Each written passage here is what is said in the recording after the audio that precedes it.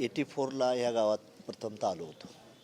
मी ज्यावेळेस सांगलीला शांतिनिकेतन महाविद्यालयात शिकायला होतो 11वीला, त्यावेळेस येऊन गेलो. तसं नांदणीला हे 1300 ह्या गावाला 1300 वर्षापूर्वीचा सांस्कृतिक धार्मिक इतिहास आहे. हा नांदणी मठ म्हणजे ह्या 50-30-35 गावाचं अधिराज्य करणारा हा गावातला गट आहे. आणि तिथं परमपूज्य शांतिगिरी महाराज देखील इथं वास्तव होतं आणि त्यांच्यामुळे ह्यांना इथं वैभव येण्याचा प्रयत्न झाला. आणि माधुरी त्यावेळेस देखील आम्ही पाहिली होती. आणि ह्या गावातील जनतेनं सर्व समाजाच्या लोकांनी की त्याच्यावर प्रेम केलं होतं. आणि शेतकरी काय करतो, आमच्या घरात जर खोंड जन्माला आला तर मुलापेक्षा तो शेतकरी त्या खोंडावर जास्त प्रेम करतो. आता पेटाच्या काही लोकांनी ॲप्लिकेशन देऊन विरोध करून काहीतरी ह्याला दाखवण्याचा प्रयत्न केला. पण ज्यावेळेस माधुरी ह्या नांदणी मठातून वनताराला जाता होते त्यावेळेस तिच्या डोळ्यातून पाणी आलेला व्हिडिओ देखील होते. आणि जनतेचा आक्रोश बघितल्यानंतर हायकोर्टानं निकाल बदलावा लागला. अगोदर जे हायकोर्ट चर्चा करायला तयार नव्हतं ते जनतेचा आक्रोश बघितल्यानंतर कोर्टाला निर्णय घेऊन आता त्यांनी सांगितलं की आपली नांदणी मठात ती माधुरी आली पाहिजे. आणि आजचा जी एक दिवसाचा उपवासाचा दिवस ठेवलेला आहे, ती नांदणी आमच्या गावची लेक होती, आमच्या गावची मुलगी होती, आमची बहीण होती. असं या 50-30 गावातल्या लोकांच्या आया बहिणींचं प्रेम होतं. तर आमची एवढीच मागणी आहे की तुम्ही आता हाय पॉवर कमिशनने बी रिपोर्ट दिलेला आहे. 3 कमिटी आहेत, त्या फॉरेस्टचे 2 आहे, स्टेटचे एक आहे, नॅशनल लेवलचा एक आणि स्टेट लेवलचा. तर तिघाच्या कमिटीचा रिपोर्ट येण्यासाठी एवढा डिले व्हायची काही गरज नाही. 1 वर्ष झालं होतं ना. म्हणून लवकरात लवकर केंद्र सरकारनं, राज्य सरकारनं किंवा या प्रशासनानं दखल घेऊन शांतिगिरी महाराजांचं 71वं वर्ष हे पुण्यतिथीचं आहे. हे वर्ष 100वं वर्ष तयार होतं आहे. तर त्यांच्या पुण्यतिथीच्या अगोदर माधुरी आमची नांदणीत यावी ह्यासाठी आजचा उपोषण देण्यासाठी मला हे नेतृत्व चाललं आहे. आदरणीय राजू शेट्टीच्या नेतृत्वाखाली आंदोलन आहे. त्यांनी मला परवा दिल्लीत आम्ही एकत्र असल्यामुळे मला सांगितलं, म्हणजे तुम्ही याचा तर म्हणजे येतो मुद्दा हा म्हणून मी त्यांना समर्थन देण्यासाठी, पाठिंबा देण्यासाठी आलेलो आहे. आणि इथं राजकारण करायची काही गरज नाही. तर सर्व समाजाचे सर्वपक्षीय लोक इथं आहेत. इथं एक सामाजिक भावनेचा प्रश्न आहे. राज्य आणि केंद्र सरकारनं लोकांचा अंत न पाहता माधुरीला सही समज आणि मला वाटतं वनतारानं देखील डिक्लेअर केलं आहे की हाय पॉवर कमिटीने देत असेल तर देऊन टाकावं. मग डिले का करताय तुम्ही? 2दा हाय पॉवर कमिटीची कॅपॅसिटी वाढवली, मग 3 माणसाला यायला किती वेळ लागतो आहे? आता आम्ही मिनिस्टर होतो, आम्हाला माहीत आहे. आम्ही ज्यावेळेस इथे येतो तेव्हा सरकारचाच पैसा सारा असतो. मग तुम्हाला कोण सांगतं आहे का जाऊ नका, लवकर डिले करा, असं काय चाललं आहे का? मग आमच्या ह्या 1 दिवसाच्या उपवासामुळं माधुरीला संधी मिळेल आणि त्या अधिकाऱ्यांनी लवकरात लवकर प्रशासनानं लक्ष घालून तिला आणण्याचा प्रयत्न करावा, हीसाठी एक माफक अपेक्षा आहे आमची. यासाठी आजचा आंदोलनाला उपोषणाला मी आज सकाळी 7 पासून ते आम्ही संध्याकाळी 7 पर्यंत राहणार आहे.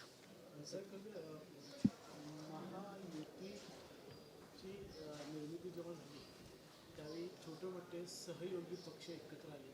तुमच्यासारखे अनेक लोक विश्वास ठेवून महायुतीमध्ये गेले आणि आता तुम्ही सगळी बाजूला तिथं होताना आपल्याला पाहणार. एकूण देशाची आजची परिस्थिती आणि तुम्ही ज्यावेळी गेला होता त्यावेळी नाही, आजचा विषय हा आपला एक कल्चरल आहे, त्यात पॉलिटिकल होऊ नये. तुम्ही प्रश्न विचारला म्हणून सांगतो की आम्ही पडती बाजू असते तिथं आम्ही असतो. त्यावेळेस काँग्रेसवाल्यांना असं घमेंड होतं की आमच्याशिवाय या जगात काही चालतच नाही. त्यांची उर्मी आणि मस्ती उरवायची होती म्हणून आम्ही तिकडं गेलो. पण ज्यांच्यासाठी आम्ही साथ द्यायला गेलो ते काँग्रेस बरं म्हणायची वेळ आली. त्यांनी काय केलं, माझ्यासारख्या छोट्या पक्षाचा आमदारच फोडलं. आमची त्यांची वैयक्तिक, मी बी मिनिस्टर होतो, आमचं कुठं करप्शन वगैरे काय नाही. आम्ही स्वच्छ शेतकऱ्यांच्या, युवकांच्या, उपेक्षिताच्या, वंचिताच्या बाजूची लढा लढणारी माणसं आहेत. आमचा कुठं साखर कारखाना नाही, कुठं चिलिंग प्लॅन नाही किंवा कुठं काय अशा भानगड नाहीत. आम्ही सत्य व्हावं ह्या भूमिकेनं होतो. आम्हाला वाटलं की बाबा काँग्रेसपेक्षा बरे आहेत म्हणून गोपीनाथ मुंडेंच्या खाली मी, राजू शेट्टी, आम्ही सर्वच मंडळी गेलो. सरकार आलं, बदललं, पण नंतर त्यांनी काय केलं, आम्ही सहारा द्यायला गेलो तर आमचंच पाय तोडायला सुरुवात केली. BJP काय करते, वीक असती तेव्हा पाया पडती आणि स्ट्रॉंग झाली का पाय तोडती. त्याचं पक्षाचं नाव भारतीय जनता पार्टी. मग म्हणलं आता ठीक आहे, आपण काय करावं त्यांना वाईट न म्हणता. आज भारतीय जनता पार्टीचा बाकीच्या पक्षाने आदर्श काय घ्यावा, तर बूथ लेवलपासून पार्लमेंट लेवलला त्यांचं संघटन चांगलं असतं. आणि आम्ही मंडळी भावनिक राजकारण खेळतो. चाहे सारेच पक्ष असू द्या, काँग्रेस असू द्या, शेतकरी संघटना असू द्या, रासप असू द्या, वंचित असू, हे सारे पक्ष काय करतात, भावनिक खेळतो. भावनिक न खेळता ब्लॉक लेवलनं आम्ही काम करायला कमी पडतो. त्यामुळे आपण 90,000 पोलिंग बूथ या महाराष्ट्रात आहेत. कुठल्या विरोधी पक्षाचं 90,000 पोलिंग बूथ बांधलं तर. पण BJPचं एक तरी अखिल भारतीय, मी आज सकाळी आलो, अखिल भारतीय विद्यार्थी सेनेचा एक विद्यार्थी भेटला मला, पाटील, अमर पाटील साहेब, म्हटलं मी तिथं आहे. मी जरी त्यांच्यावर असलो तरी मला तुमचं विचार भारी वाटतं तर मला. अरे म्हणलं तिकडं तू काम करतो ना, आमचं काय भारी वाटतंय. म्हणजे ही विचाराची लढाई ती करण्यासाठी करतात. माझं म्हणणं आहे की भाजपाची सत्ता होती, आहे अजून. ते म्हणतात आम्ही हलणार नाही, पण आम्ही जिकडं असतो त्याचा विजय होतो. आत्ता इथून पुढं भाजपाची सत्ता नसेल एवढाच इशारा आहे. आणि काल त्यांना वाटत होतं हम करे सो कायदा, मनी माफिया, मीडिया, इंडस्ट्रियलिस्ट सारं त्यांच्या ताब्यात आहे. या भारताची डेमोक्रेसी 4 पिलरवर चालते, पण या भाजपाला ते मान्य नाही. पिलर आमचे 4 आहेत म्हणले, एक मोदी, अमित शहा, अदानी ना अंबानी. 4 पिलरवर आम्ही चालू, अशी त्यांना जी घमेंड होती ती काल युवकांनी मोडलेली आहे, शेतकऱ्यांनी मोडलेली आहे, आमच्या महिला आघाडीनं मोडलेली आहे. आज अभ्यास करा, भाजप जगात मोठा पक्ष आहे म्हणताय, मग त्यांनी कशाला आमदार खासदार फोडावतं. माझ्यासारख्या राष्ट्रीय समाज पक्षाचा आमदार, उद्धव साहेबाचा, पवार साहेबाचं म्हणा, काय काय काय गरज नाही ना. तुमची ताकद चांगली आहे ना. तुम्ही लीडर तयार करा तुमच्या पक्षातून आणि केडर बनवा आणि नेते बनवा. आमचं म्हणणं नाही, स्वागत आहे तुम्हाला, विरोधी कोणतं असावं, पण ह्यांना या देशात विरोधी पक्षच कोण निवड ठेवायचा नाही, नामशेष करायचा आहे. आणि मीडियावाल्यांना देखील त्यांना ते काय करतात, कंट्रोल करतात. तुम्ही चांगली माणसं आहे, पण तुमचे मालक आहेत ना, त्यांनाच फोन करून सांगतात ही महादेव जानकरचं काय येतं कामा नाही बरं का. मग आम्हाला कोण करतं, सोशल मीडियाच्या लोकांनी आम्हाला जीवन ठेवलं. काल देखील जंतर मंतरचं आंदोलन बघितलं असेल तुम्ही, सोशल मीडियाच्या पोरांनी तिथं उचललं. म्हणजे ह्या ज्या बाबी आहेत ना, ह्यांचा लोकशाहीवर विश्वास नाही. आम्ही सांगू तेच घडल. ही जी भूमिका चाललेली आहे ही भारताची लोकशाही आहे, शिवशाहू फुले आंबेडकरांचं राज्य आहे. इथं भारताच्या संविधानानं राज्य चालतं, देश चालतो. कोणाच्या मक्तेदारीमुळे चालत नाही किंवा राजेशाहीमुळे चालत नाही. ही घमेंड या युवकांनी उतरवलेली आहे आणि त्यात आज सक्सेस झालेलं आहे. मोदी साहेबांना देखील अगोदर वाटत होतं शेतकऱ्यांचं हे करणार नाही. शेतकऱ्याच्या वेळेस त्यांना बिल माघारी घ्यावं लागलं. नंतर डिलिमिशन, महिला बिलाच्या नावाखाली डिलिमिशनला त्यांना माघारी घ्यावं लागलं. आणि काल दिल्लीच्या आंदोलनामुळं, आमच्यामुळं म्हणणार नाही आम्ही, जनतेच्या तरुणांचा उद्रेक होता. आम्ही म्हणजे आमची लिडरशिप नव्हती किंवा आम्ही नाही पुढं करायला गेलो. आम्ही सांगितलं की तुम्ही घाबरू नका, आम्ही 40 वर्ष त्यात मातीत शिकलो आहे, संघर्ष काय असतो ते, पण तुम्ही अशा लेवलनं चालण्याचा प्रयत्न करा. आम्ही त्यांना समर्थन द्यायला गेलो आणि त्यात ते विजयी झालेले आहेत.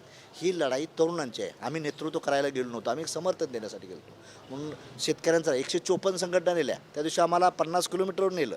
राज शेट्टी आणि मी असेल, आम्ही त्या मुलांना आधार देत असताना आम्हाला बाहेरच पकडलं. ACP, पोलीस गाड्या, हजारो पोलीस लावले तिथं. त्यांना म्हणलं ठीक आहे, तुम्ही अरेस्ट करायचं करा, तुमच्याच गाड्या आणा. आम्हाला संध्याकाळी 8पर्यंत त्यांनी 60 किलोमीटर बाहेर, दिल्लीच्या बाहेर नेवलं, जंगलात राजीव गांधी स्टेडियमवर ठेवलं. पाणी नाही, लाईट नाही, काय देखील नाही. आणि आम्ही म्हटलं कुठं जाणार आहे, तर आम्ही जंतर मंतरला चाललो आहे. आम्हाला त्यांनी 8 वाजता ठेवलं नाही.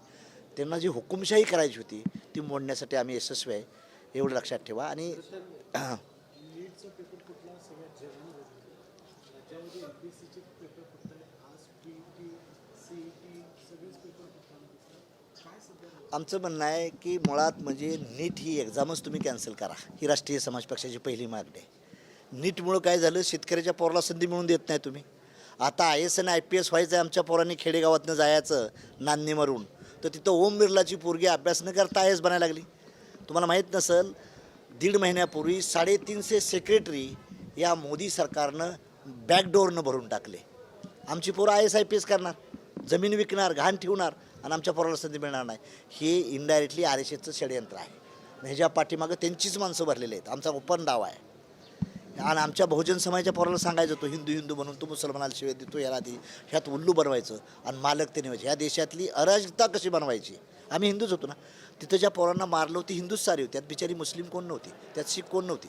एका मुलीला, आपल्या हिंदू समाजाची मुलगी होती, ब्राह्मण समाज, तिला तिचा हे फाडला शर्ट. त्यावेळेस एक पंजाबी शीख आला आणि त्यानं पागोटं काढून त्या बहिणीला सांभाळण्याचा प्रयत्न केला. म्हणजे ही जी व्हायरल जे होतं आहे ना तुमचा जंतर मंतरचं आंदोलन, हे त्यांचं मोदी सरकारचं पतन सुरुवात होणार आहे डेफिनेटली, तुम्हाला सांगतो. आणि आम्ही देशभरातल्या 154 शेतकरी संघटना एकत्र करतो आहे, आमसारखे छोटे पक्ष एकत्र करतो आहे. आम्ही त्यांना सांगतो की लोकसभा आणि विधानसभेला तुम्ही पंचायत समिती, ग्रामपंचायतला काय करायचं करा, पण लोकसभेला आणि विधानसभेला थोडं आमचं ऐका. मागच्या 2014 तुम्ही आमचं ऐकलं होतं, तुमची चूक नाही, चुकी आमचीच झाली. हे नको म्हणून हे घेतलं, पण हे फार बिलिंदर निघालं. म्हणून आता ह्यांना देखील गाडण्यासाठी आम्ही 2029ची लढाई जिंकू, तुमच्या साक्षीनं, सर्वांच्या साक्षीनं, शेतकऱ्यांच्या, युवकांच्या, युवतीच्या. आणि जाती भीत करण्यात अर्थ नाही. शिवशाहू फुले आंबेडकर ही या देशाचे खरे मालक होते. कर्मभाऊराव पाटील वगैरे ही खरी माणसं होती. सर्व बहुजन समाजाला शिक्षण द्यावं, शिक्षणातून मोठं व्हावं. आज मी ह्या गावात आल्यानंतर 100 वर्षात नांदणीमधला एकही पोरगा IAS किंवा IPS नाही. एक उद्योगपती हे ते चकोती म्हणून मोठा उद्योगपती आहे, आनंदाची गोष्ट आहे. IAS नाही. एक पोरगा डेप्युटी कलेक्टर आहे यवतमाळला, इथला पाटील म्हणून. म्हणजे ही आमची शोकांतिका आहे. तुमचं प्रशासनातच कोण नाही, तुमचं चॅनल नाहीत. म्हणून शेतकऱ्यांनी आपल्या शेतकऱ्याच्या पोरांनी जास्तीत जास्त उद्योगधंद्यात देखील पडलं पाहिजे. ही माझा त्यांना सल्ला आहे. शेती कराच, पण शेतीबरोबर उद्योगधंद्यात एंट्री करा आणि मोक्याच्या चेअर पकडा, IAS आणि IPS, तर तुम्ही टिकणार आहे, अदरवाईज नाही. आणि तुम्हा पत्रकारांनाही माझी विनंती आहे, तुमचंही चॅनल उभा करा, तुमचंही चॅनल उभा करा. तुमचे मालक बसलेत ना, ते तुमच्या आमच्या साऱ्याच बातम्या देणार नाहीत. विशेष म्हणजे ते देतात त्यांच्या शुभेच्छा. आणि तुम्ही हा जे आंदोलन उभा केलेलं आहे, माधुरीच्या ह्याच्यासाठी आलेलो आहे मी.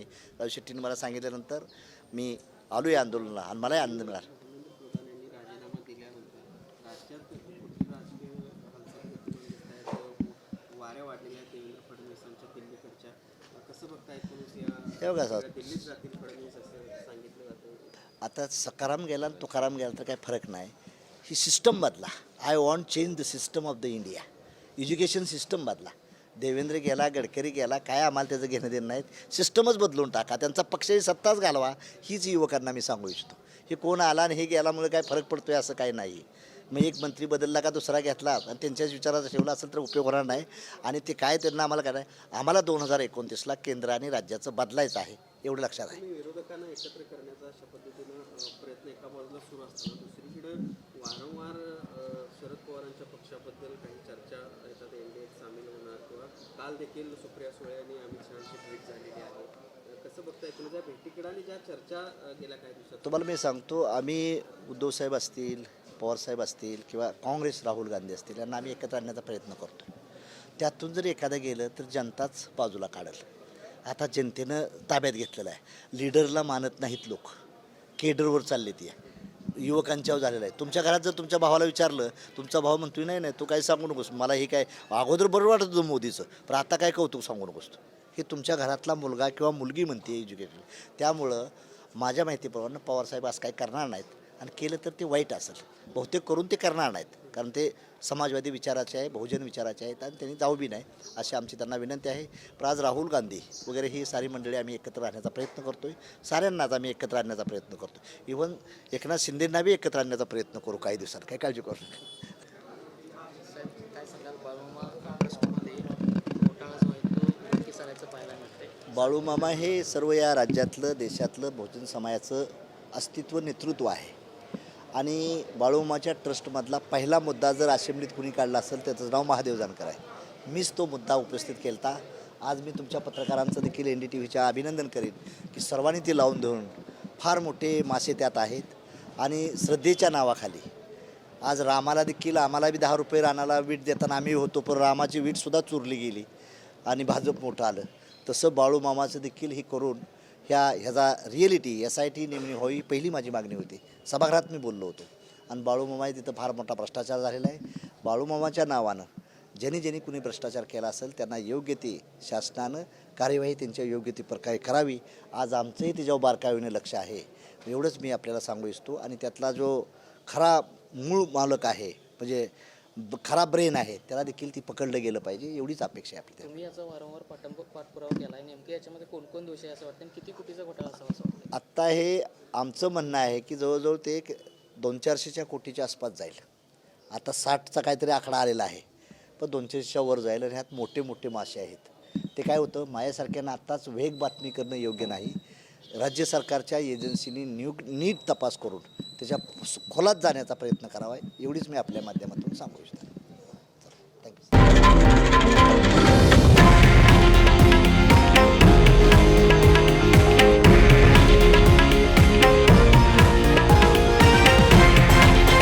हे आहे देशातील नंबर 1 न्यूज नेटवर्क आणि आपण पाहत आहात TV9 मराठी, एकमेव.